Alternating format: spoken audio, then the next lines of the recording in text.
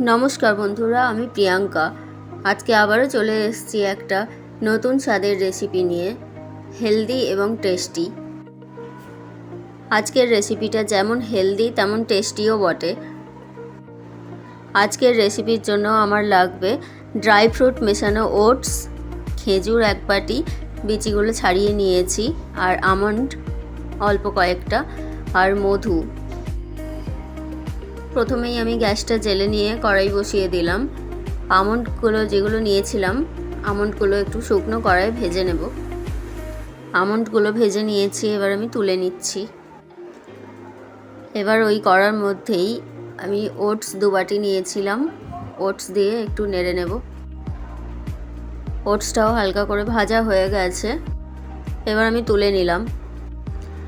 আমন্ডগুলো যেগুলো শুকনো খোলায় ভেজে রেখেছিলাম ওগুলো গুঁড়ো করে নিচ্ছি মিক্সিতে। গুঁড়ো করা হয়ে গেছে, তুলে নিচ্ছি।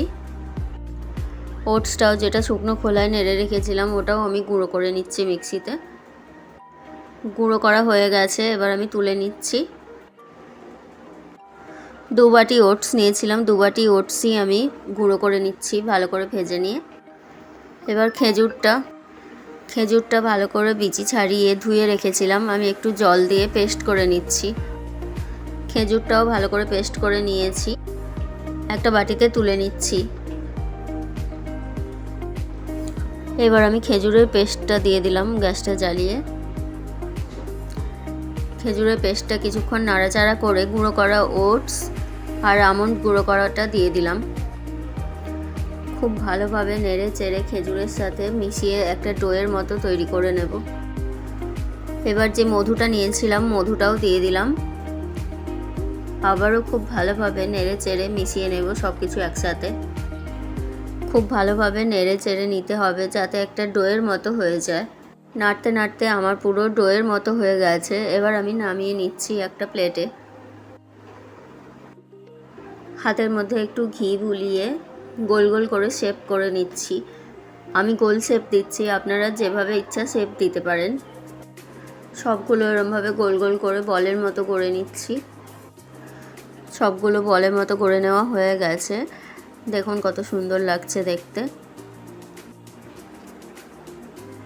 এগুলো বাচ্চারা খেতে খুব পছন্দ করবে, যেমন হেলদি তেমন টেস্টিও। আমার ছেলে খেয়ে কি বলছে একবার শুনে নিন ভালো করে।